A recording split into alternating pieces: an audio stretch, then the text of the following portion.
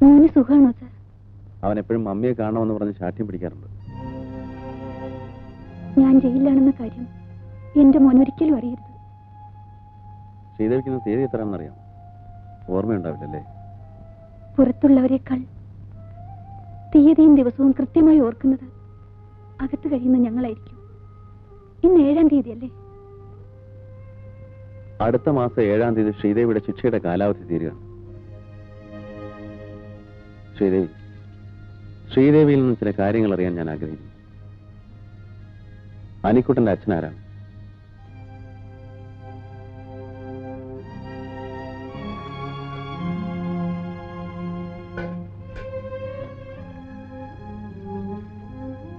ശ്രീദേവിയുടെ ഇന്നലെകളെ കുറിച്ച് ഓർമ്മിപ്പിച്ച് വേദനിപ്പിക്കുന്നതിൽ വിഷമമുണ്ട്.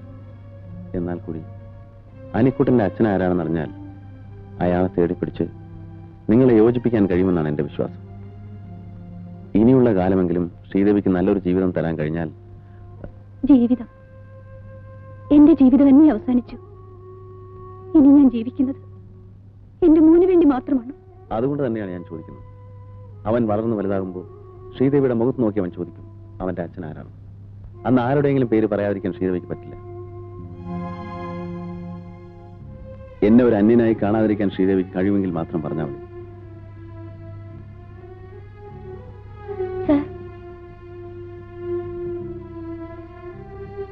എല്ലാം ഞാൻ പറയാം.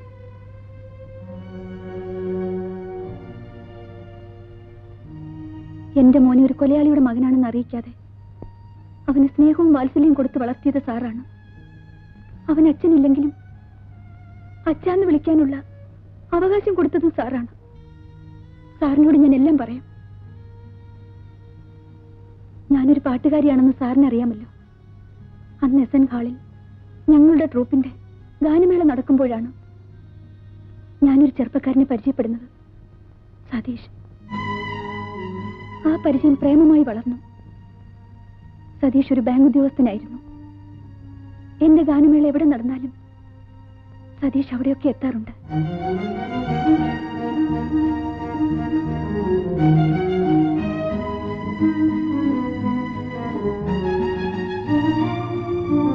ഞാൻ എന്റെ മനസ്സ് മാത്രമല്ല സതീഷിന് കൊടുത്തത്, എന്നെ തന്നെ കൊടുത്തു. ഒരു സ്ത്രീക്ക് വിലപ്പെട്ടതെല്ലാം. ഒരു ദിവസം ഞാൻ ഒരു സത്യം മനസ്സിലാക്കി. ഞാനൊരു അമ്മയാകാൻ പോകുന്നെന്ന സത്യം. ഞാൻ അന്ന് തന്നെ സതീഷിനെ കാണാൻ ബാങ്കിൽ ചെന്നു. സതീഷ് ഓഫീസ് സംബന്ധമായി എവിടെ പോയിരിക്കുകയാണെന്ന് അറിഞ്ഞു. പിറ്റേ ദിവസം ഞങ്ങൾക്ക് എറണാകുളത്തൊരു ഗാനമേള ഉണ്ടായിരുന്നു. ഞങ്ങൾ അന്ന് അവിടെ ഒരു ഹോട്ടൽ മുറിയിൽ പ്രാക്ടീസ് നടത്തിക്കൊണ്ടിരിക്കുമ്പോൾ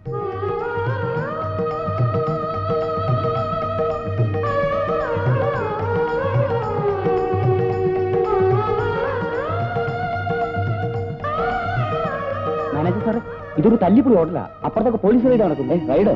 ആ,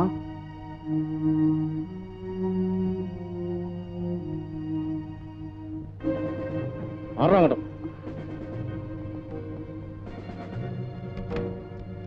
നീ കേൾക്കണോട്ടോ നടക്കണങ്ങോട്ട്.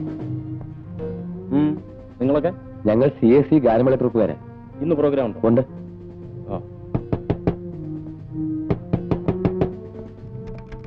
എന്താ ഇവിടെ? തുറക്കുന്നില്ല സാർ. മാറും. തുറക്കടോ. തുറക്കാൻ.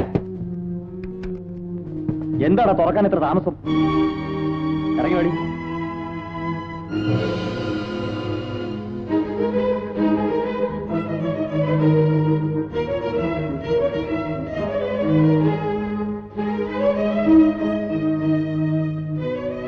എന്താ നിങ്ങളുടെ പേര്? രാജീവ്. എവിടെയാ സ്വദേശം? കാലിക്കറ്റ്. ഈ സ്ത്രീ നിങ്ങളുടെ ആരാ? എന്റെ ഭാര്യയാണ് സാർ. ഭാര്യ? ഇങ്ങനെ ഒരുപാട് ഭാര്യ ഭർത്താക്കന്മാരെ ഞങ്ങൾ കണ്ടിട്ടുണ്ട്. കൂടുതൽ വല്ലതും പറയാനുണ്ടെങ്കിൽ സ്റ്റേഷൻ ചെന്നിട്ട് പറയാം. നടക്ക് സാർ. നിങ്ങൾ മാന്യന്മാരെ അവമാനിക്കരുത്. ഞങ്ങൾ വിവാഹിതരായിട്ട് 2 ആഴ്ച ആയിട്ടുള്ളൂ. ഇപ്പൊ ഹണിമൂണിന് വേണ്ടി വന്നതാണ്. അത് നിങ്ങളുടെ മുഖം കണ്ടാൽ അറിയാമല്ലോ. വ്യഭിചരിക്കാൻ വേണ്ടി മുറിയെടുക്കുന്നവരെല്ലാം ഹസ്ബൻഡും വൈഫാണെന്ന് പറയാറ്. നടക്ക്.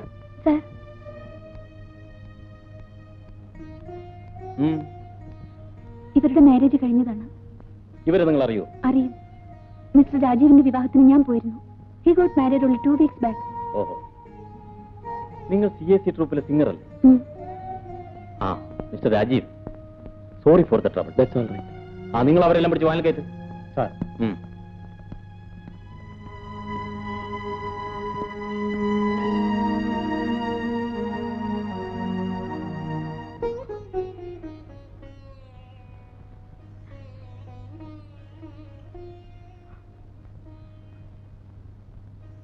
എന്നെ വിവാഹം കഴിക്കാമെന്ന് പറഞ്ഞ് വിശ്വസിപ്പിച്ച് എന്റെ എല്ലാം കവർന്നെടുത്ത സ്വന്തം കാമുകനെ മറ്റൊരു സ്ത്രീയോടൊപ്പം ഹോട്ടൽ മുറിയിൽ വെച്ച് വ്യഭിചാര കുറ്റത്തിന് അറസ്റ്റ് ചെയ്തപ്പോൾ അവർ ഭാര്യാഭർത്താക്കന്മാരാണെന്ന് പറഞ്ഞ് പോലീസിന്റെ മുമ്പിൽ സാക്ഷ്യപത്രം നൽകി കാമുകനെ രക്ഷിച്ച ഒരു കാമുകയും ഈ ലോകത്തുണ്ടാവില്ല സർ. ആ മനുഷ്യന് വേണ്ടി ഞാൻ അതും ചെയ്തു. പിറ്റേ ദിവസം ഞാൻ സതീഷിനെ കാണാൻ ചെന്നു. ഒരു പുരുഷനെ ജീവന് തുല്യം സ്നേഹിക്കുന്ന ഒരു പെണ്ണിന് സഹിക്കാനാവാത്ത കാഴ്ചയാണ് ഞാൻ ആ ഹോട്ടൽ മുറിയിൽ വെച്ച് കണ്ടത്. അത് ഞാൻ സഹിക്കാം. സതീഷ് എന്നെ ഉപേക്ഷിക്കരുത്. ഉപേക്ഷിക്കുമെന്ന് ആര് പറഞ്ഞു? ഈ പെണ്ണുങ്ങൾക്ക് ഒരു കുഴപ്പമുണ്ട്. പ്രേമിച്ചു കഴിഞ്ഞാൽ അടുത്ത സ്റ്റേജ് ഉടനെ വിവാഹം കഴിക്കാം.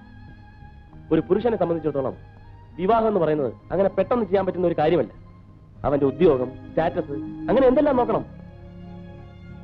എന്റെ ഇന്നത്തെ സ്ഥിതി അനുസരിച്ച് ശ്രീദേവിയെ ഉടനെ വിവാഹം കഴിക്കാനുള്ള ചുറ്റുപാടിലല്ല ഞാൻ. അടുത്ത ആഴ്ച ഞാൻ കുവൈറ്റിൽ പോകും. പിന്നെ എന്നാണ് തിരിച്ചു വരുന്നതെന്ന് എനിക്ക് തന്നെ പറയാൻ പറ്റും. സതീഷ്, ഞാനൊരു പാവമാണ്, ആരോരും ഇല്ലാത്തവളാണ്. സതീഷ് എന്നെ വിവാഹം കഴിച്ചില്ലെങ്കിൽ ഗർഭിണിയായ ഞാൻ. അതാണ് ഞാൻ പറഞ്ഞ അബോർട്ട് ചെയ്യാം. സതീഷ്, ഗർഭത്തിന്റെ ലക്ഷണം കണ്ടു തുടങ്ങിയിട്ടല്ലേ ഉള്ളൂ. ഈ സ്റ്റേജ് ആകുമ്പോൾ ഒരു കുഴപ്പമുണ്ടാകും. ഇല്ല, ഞാനതിന് സമ്മതിക്കില്ല. അപ്പൊ ഞാൻ പറഞ്ഞാൽ നീ അനുസരിക്കില്ലല്ലേ? വേണ്ട, നിന്റെ ഇഷ്ടം പോലെ ചെയ്തോ. ഒരു കാര്യം ഞാൻ തീർത്തു പറഞ്ഞേക്കാം, നിന്നെ വിവാഹം കഴിക്കാൻ എനിക്ക് സാധിക്കില്ല. എന്തെങ്കിലും വാഗ്ദാനങ്ങൾ ഞാൻ തന്നിട്ടുണ്ടെങ്കിൽ അത് മനസ്സിൽ കൊണ്ടുവന്നിട്ട് യാതൊരു കാര്യമില്ല. പെണ്ണുങ്ങളായ ഗർഭിണികളാവും. ഒരു കലാകാരി കൂടി ആവുമ്പോ അത് സാധാരണ സംഭവമാണ്. അതിന് ശ്രീദേവി ഇത്ര വറീഡാവുന്നതിന് നാളെ ഹോസ്പിറ്റലിലേക്ക് എന്നാ മതി. എല്ലാം ഞാൻ ഡോക്ടറോട് പറഞ്ഞിട്ടുണ്ട്. വരട്ടെ. സതീഷ്, എന്റെ ജീവിതം നശിപ്പിച്ചുകൊണ്ട് നിങ്ങൾ എവിടെയും പോകാമെന്ന് വിചാരിക്കണ്ട. നിങ്ങളെ ഞാൻ കുവൈറ്റിലേക്ക് വിടില്ല. ഞാൻ ബാങ്കിൽ വന്ന് നിങ്ങളും ഞാനും തമ്മിലുള്ള ബന്ധം എല്ലാവരോടും വിളിച്ചു പറയും. പേടിപ്പിക്കാൻ എടി പെണ്ണേ, നിന്നേക്കാൾ വലിയ എത്രയോ പേരെ ഞാൻ കണ്ടിരിക്കുന്നു. ആ വേല അങ്ങ് മനസ്സിൽ വെച്ചാൽ മതി.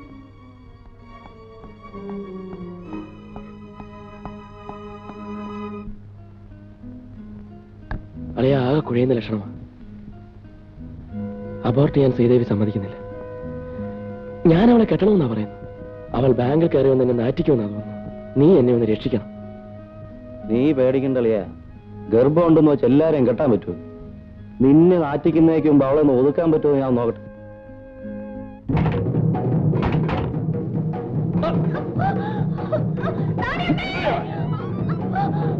നിനക്ക് സതീഷിനെ തന്നെ വിവാഹം കഴിക്കണം അല്ലേടി? നിന്റെ വയറ്റിൽ കിടക്കുന്ന കൊച്ചിനെ തന്ന സതീഷാണ് പറഞ്ഞ് നീ ബാങ്കിൽ ചെന്നവനെ നാറ്റുമല്ലേ? അവന് മാത്രം എന്റെ പേരോട് അതിന്റെ ലിസ്റ്റ് ചേർത്തോ. പിന്നെ നീ ആരുടെ പേര് പറയും? അവന്റെതോ അതോ എന്തോ?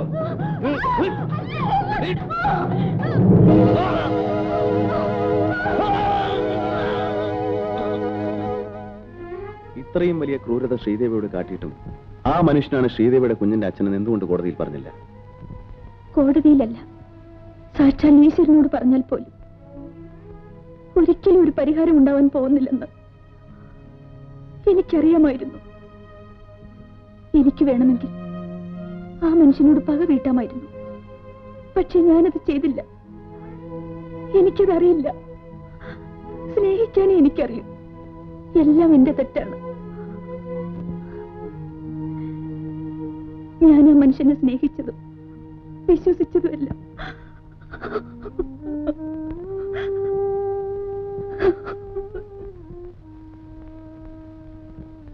കരയാതിരിക്കൂ ശ്രീദേവി, എല്ലാം വിധിയാണ്.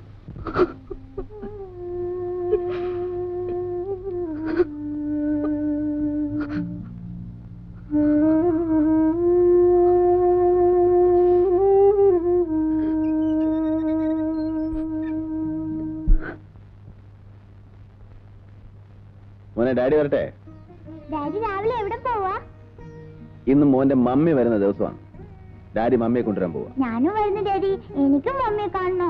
അയ്യോ വേണ്ട, മമ്മി ജോലി ചെയ്യുന്ന ഓഫീസില് കുട്ടികളെ കൊണ്ടുപോകാൻ പാടില്ല.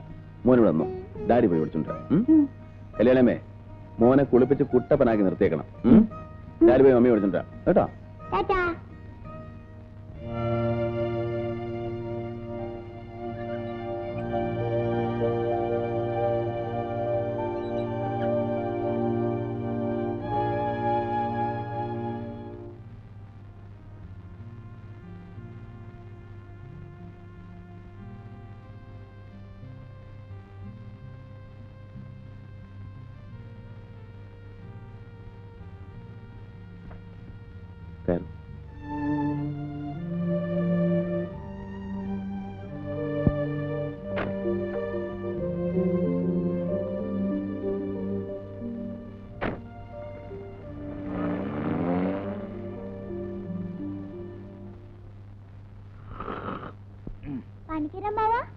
എന്താ പൂപ്പ?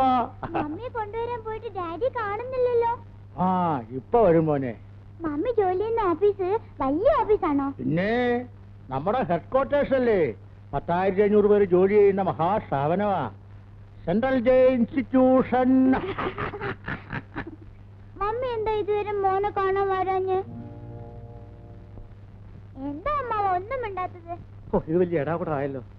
സത്യം പറയാഞ്ഞിട്ട് എന്റെ തല കിടന്ന് പുകയുന്നു ഈശ്വര. എന്താ?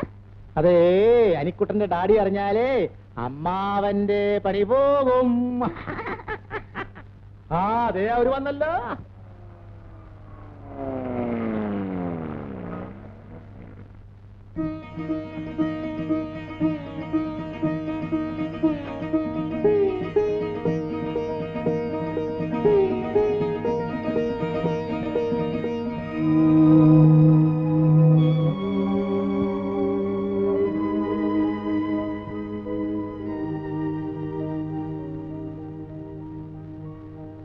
ഇതാണ് മോനെ നിന്റെ മമ്മി.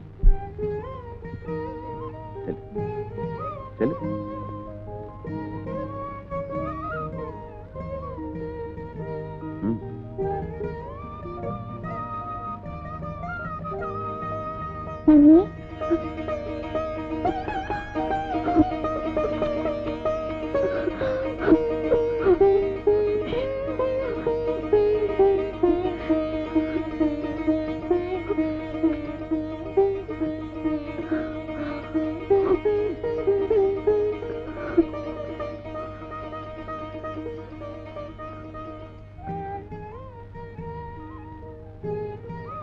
മമ്മി ഇനി മോന്റെ കൂടെ എന്നുണ്ടാവോ ഡാഡി?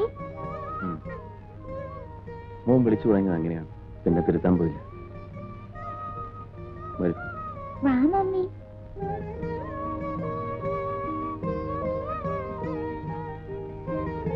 ആ, കല്യാണമേ, ശ്രീദേവിക്ക് ആ മുറി ഒന്ന് കാണിച്ചു.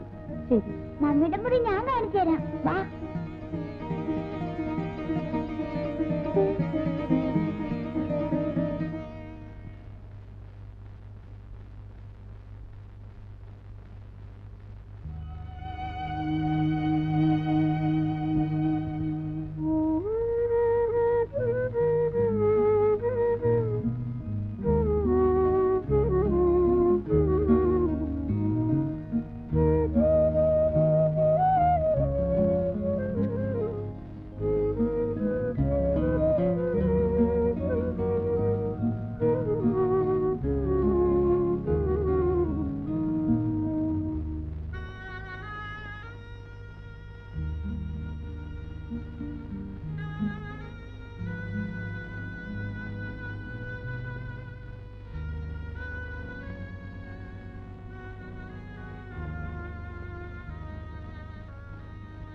ശ്രീദേവി,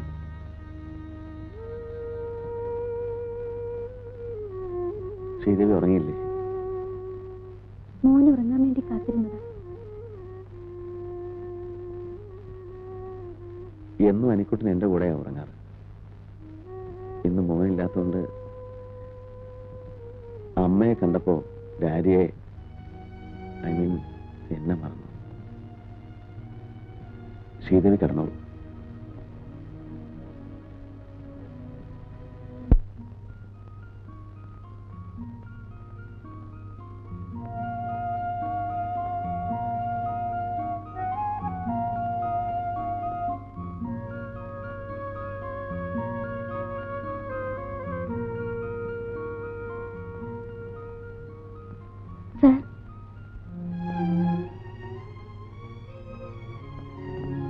എന്താ ശ്രീദേവി? സാർ, എന്നെയും മോനെയും നാളെ രാവിലെ ഇവിടുന്ന് പോകാൻ അനുവദിക്കണം. എങ്ങോട്ട്?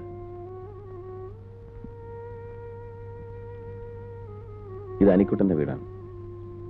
അവനോടൊപ്പം അവന്റെ അമ്മയ്ക്ക് ഇവിടെ താമസിക്കാം. വേണ്ട സാർ, ഞാനും എന്റെ മോനും സാറിനൊരു ഭാരമാകരുത്. എന്റെ മോനുമായി ഞാൻ എവിടെയെങ്കിലും പറ്റില്ല. 6 വർഷം എന്റെ സ്വന്തം മോനെ പോലെയാണ് അനിക്കുട്ടനെ ഞാൻ വളർത്തിയത്. ആ എന്നെ ഒരു നിമിഷം കൊണ്ട് അന്യനാക്കി മാറ്റരുത്. സാറിനോട് ഞാനും എന്റെ മോനും എന്നും കടപ്പെട്ടവരാണ്. എന്റെ മോനെ ഇരുട്ടറയിൽ നിന്ന് കൂട്ടിക്കൊണ്ടുവന്ന് ഒരു കൊലയാളിയുടെ മകനാണെന്ന് അറിയിക്കാതെ വളർത്തിയത് സാറാണ്.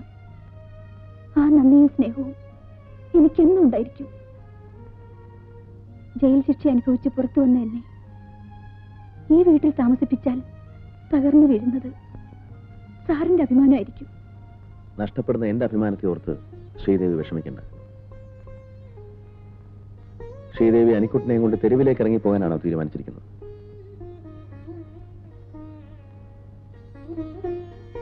ശ്രീദേവിയോട് പോകരുതെന്ന് എനിക്ക് പറയാനാവും. നിർബന്ധിച്ച് ഇവിടെ നിർത്താൻ എനിക്ക് അവകാശമില്ല.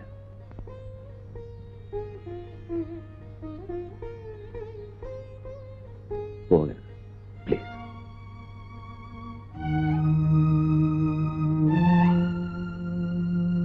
Ladies and gentlemen, Indian Airlines announces the arrival of flight IC-167 from Bombay. Thank you.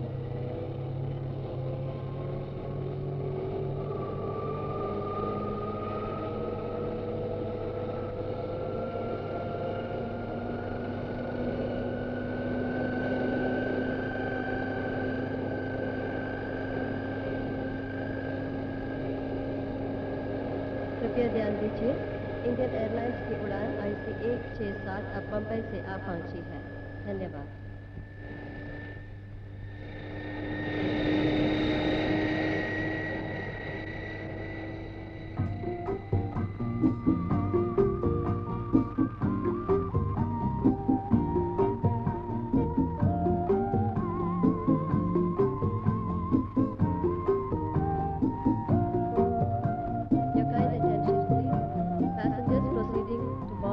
Indian Airlines flight IC-168 who have checked in at the traffic counter ചേട്ടാ, are requested to check for security. ഇതെന്റെ ചേട്ടനാണ്. വാ, പരിചയപ്പെടുത്താം. Thank you. യാത്ര സുഖമായിരുന്നോ? ചേട്ടൻ വന്നിട്ട് അധികം നേരമായോ? Flight 1 hour late ആയിരുന്നു. ആ ചേട്ടാ, ഇത് മിനി കുവൈറ്റ് എയർവേസിൽ വർക്ക് ചെയ്യുന്നു. തൃശ്ശൂരാണ് വീട്. ഇതെന്റെ ചേട്ടൻ. അറിയാം, സതീഷ് എപ്പോഴും പറയാറുണ്ട്. നമുക്ക് പോവാം. ആ, മിനിയുടെ വീട്ടിൽ നിന്ന് ആരെങ്കിലും വന്നിട്ടുണ്ട്? ഡാഡിക്ക് നല്ല സുഖമില്ല. ഡ്രൈവർ വന്നിട്ടുണ്ടോ? വരട്ടെ. See you. ഓക്കെ.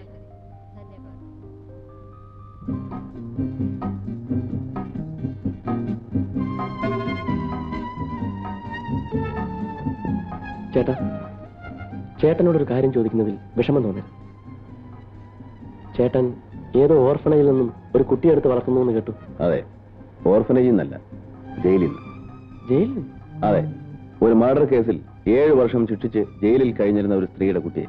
ഒരു കുട്ടിക്ക് വേണ്ടിയായിരുന്നെങ്കിൽ ചേട്ടൻ മറ്റൊരു വിവാഹം കഴിക്കാമായിരുന്നു. ഞാനത് എഴുതിയതുമാണ്. ചേട്ടൻ ഈ കാട്ടിയത് നമ്മുടെ അന്തസ്സിന് ഒട്ടും യോജിച്ചല്ല. ഇന്ന് ചേട്ടൻ ഒരു ജഡ്ജിയാണ്, അതുപോലും ചേട്ടൻ മറന്നു. വക്കീലായാലും ജഡ്ജി ആയാലും മനുഷ്യന്റെ മനസ്സിലെ വികാരങ്ങളെല്ലാം ഒന്നല്ലേ?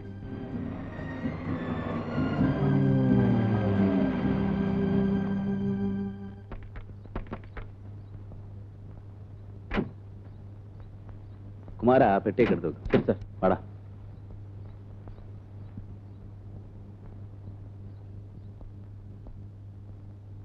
ആ, നീ അനിക്കുട്ടനെ കണ്ടിട്ടില്ലല്ലോ. അനിക്കുട്ടാ, അനിക്കുട്ടാ, വാ. ഡാഡി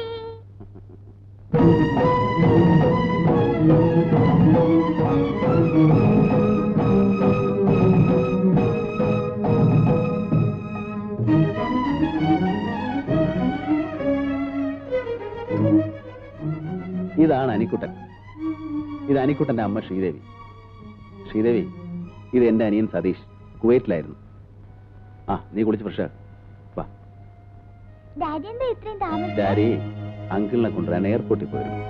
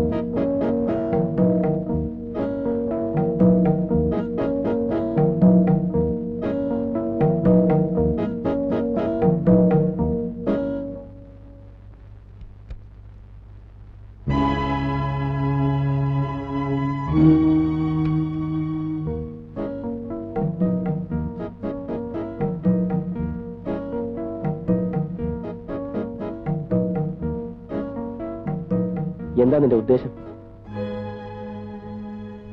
എന്നോട് പ്രതികാരം ചെയ്യാൻ വേണ്ടിയായിരിക്കും നീ ഈ വീട്ടിൽ തന്നെ കയറി വന്നു. വീണ്ടും എന്നെ കണ്ടുമുട്ടുമെന്ന് പ്രതീക്ഷിച്ചില്ല അല്ലേ? അതും ഈ വീട്ടിൽ വെച്ച്. നീ എത്രയും വേഗത്തിൽ ഇവിടെ ഇറങ്ങിപ്പോണം. കണ്ട അലവലാതികൾ കിടന്നുറങ്ങാനുള്ള വീടല്ലേ. ചേട്ടനെയും നാട്ടുകാരെ അറിയിപ്പിച്ച് എന്റെ അന്തസ്സും അഭിമാനവും തകർക്കാനാണ് നിന്റെ ഭാവമെങ്കിൽ അന്തസ് സ്നേഹത്തിന്റെ പേര് പറഞ്ഞെന്നെ ചതിച്ച് ഒരു കുഞ്ഞിനെ സമ്പാദിച്ചു തന്നിട്ട് ഒരു കള്ളനെ പോലെ നാട് വിട്ടോടിയ നിങ്ങൾ അന്തസ്സിനെ കുറിച്ച് പറയുന്നു. നിർത്തടി. കലയുടെ പേരും പറഞ്ഞ് കണ്ടവന്റെ കൂടെയൊക്കെ അന്തി ഉറങ്ങിയിട്ട് അച്ഛനാരാണെന്ന് നിനക്ക് പോലും തറപ്പിച്ചു പറയാൻ കഴിയാത്ത ഈ കുഞ്ഞിന്റെ പിതൃത്വം എന്റെ തലയിൽ കെട്ടിവെക്കാനാണ് നിന്റെ ഭാവമെങ്കിൽ നടക്കാൻ പോകുന്നില്ല. Mister Satheesh, mind your words. ചെയ്യാത്ത കുറ്റത്തിന് 7 വർഷം ജയിൽ ശിക്ഷ അനുഭവിച്ചവളാണ് ഞാൻ. വീണ്ടും എന്നെ അങ്ങോട്ട് അയക്കരുത്. പണ്ടും നീ ഇതുപോലെ എന്റെ നേരെ ഭീഷണികൾ മുഴക്കിയിട്ടുള്ളതാണ്. അന്ന് നിനക്ക് എന്നെ ഒരു ചുക്കും ചെയ്യാൻ കഴിഞ്ഞില്ല. അതിന് പകരം വീട്ടാനായിരിക്കും ഭാര്യ മരിച്ച എന്റെ ചേട്ടനെ നീ ഇപ്പോൾ മയക്കിയെടുത്തിരിക്കുന്നത്. ചേട്ടന്റെയും അനിയന്റെയും കുട്ടികളെ പ്രസവിക്കാനുള്ള മഹത്വമൊന്നും എന്റെ ഗർഭപാത്രത്തിനില്ല. നാളെ രാവിലെ നിന്റെ ഈ കുഞ്ഞുമായി ഇവിടുന്ന് സ്ഥലമിട്ടോണം. അല്ലെങ്കിൽ നീ ഇറങ്ങി വന്ന ജയിലിലേക്ക് എനിക്ക് പോകേണ്ടി വരും. ഓർമ്മിച്ചു.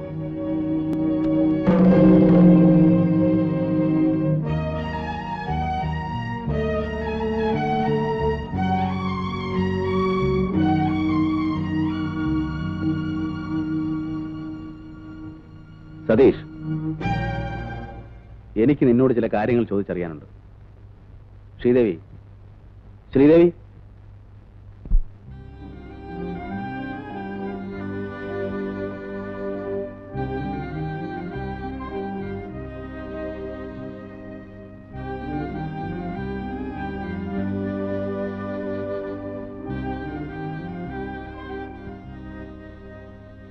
നീ ഇതിനു മുമ്പ് ശ്രീദേവി അറിയോ? നിന്നോടാ ചോദിച്ചത്. ഇല്ല. നിനക്കിവിടെ അറിയില്ലല്ലേടാ? ശ്രീദേവി എന്നോട് ജയിലിൽ വെച്ച് അവളുടെ കഥകൾ മുഴുവൻ പറഞ്ഞപ്പോ അവളുടെ കാമുകന്റെ പേര് സതീഷ് എന്നാണെന്നും അവന് കുവൈറ്റിലാണ് ജോലിയെന്നും കൂടെ അറിഞ്ഞപ്പോ അത് നീ ആയിരിക്കുമെന്ന് എനിക്ക് അന്നേ സംശയമുണ്ടായിരുന്നു. അതുകൊണ്ടാണ് 7 വർഷമായിട്ട് നാട്ടിലേക്ക് വരാതിരുന്ന നിന്നെ ഇപ്പൊ ഇങ്ങോട്ട് വിളിച്ചു വരുത്തിയത്. ചേട്ടാ, ചേട്ടൻ ഇവൾ പറയുന്നൊന്നും വിശ്വസിക്കരുത്. നമ്മുടെ കുടുംബത്തിന് ചീത്ത പേരുണ്ടാക്കാൻ വേണ്ടിയാണ് ഇവൾ ഇവിടെ വന്നിരിക്കുന്നത്.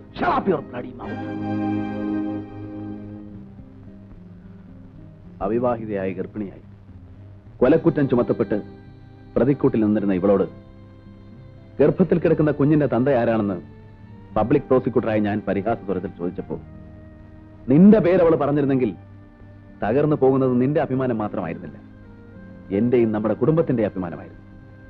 പക്ഷേ അവളത് പറഞ്ഞില്ല. തന്റെ ജീവിതവും നശിച്ചു. നിന്റെ ജീവിതമെങ്കിലും നശിക്കരുതെന്ന് അവൾ ആഗ്രഹിച്ചു. അങ്ങനെയുള്ള ഇവളെയാണ് നീ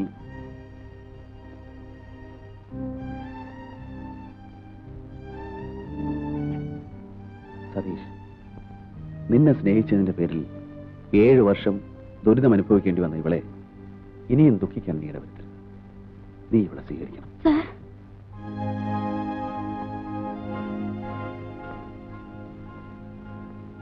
ശ്രീദേവി, കഴിഞ്ഞതെല്ലാം മറക്കണം. എനിക്ക് വേണ്ടി, എന്റെ അനിക്കുട്ടന്റെ നന്മയ്ക്ക് വേണ്ടി.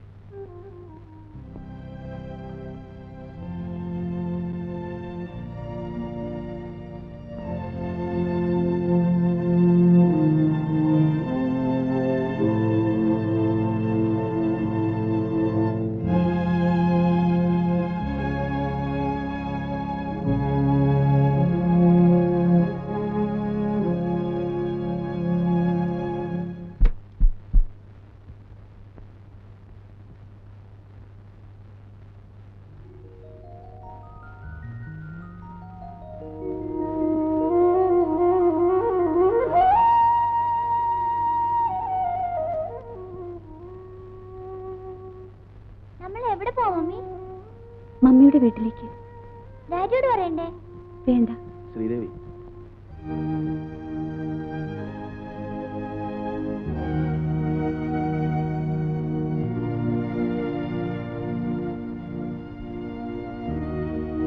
പോകാൻ തന്നെ തീരുമാനിച്ചു അല്ലേ?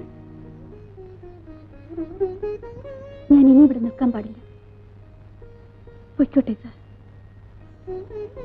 ശ്രീദേവി, സതീഷ് ഒരു തെറ്റ് ചെയ്തു. ഒരു സ്ത്രീക്കും പൊറുക്കാനാവാത്ത തെറ്റാണ് അവൻ ചെയ്തിട്ടുള്ളതെന്ന് എനിക്കറിയാം. ഇന്നവൻ എന്നെ സ്വീകരിക്കാൻ തയ്യാറാണ്. എന്റെ നിർബന്ധം കൊണ്ടല്ല, അവന്റെ സ്വന്തം തീരുമാനമാണ്.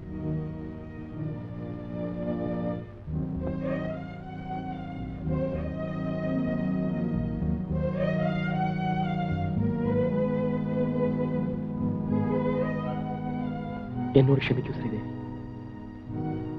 ശ്രീദേവിയോട് ഒരുപാട് തെറ്റുകൾ ഞാൻ ചെയ്തിട്ടുണ്ട്.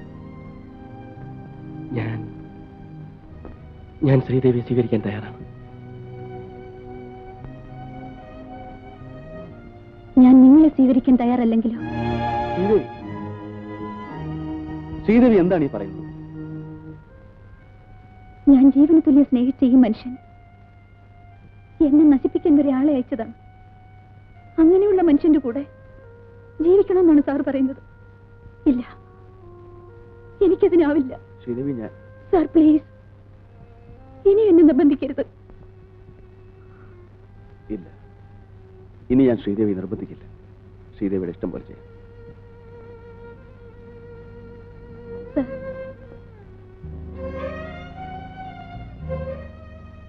അറിഞ്ഞോ അറിയാതെയോ ഞാൻ സാറിനെ വേദനിപ്പിച്ചിട്ടുണ്ടെങ്കിൽ എന്നോട് ക്ഷമിക്കും.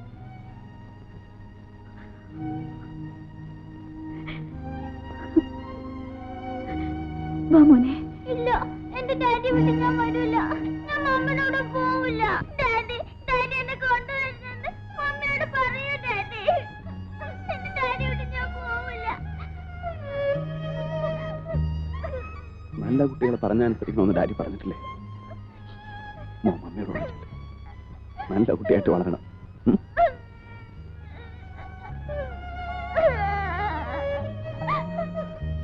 ചെല്ലു, ചെല്ലു, ചെല്ലു.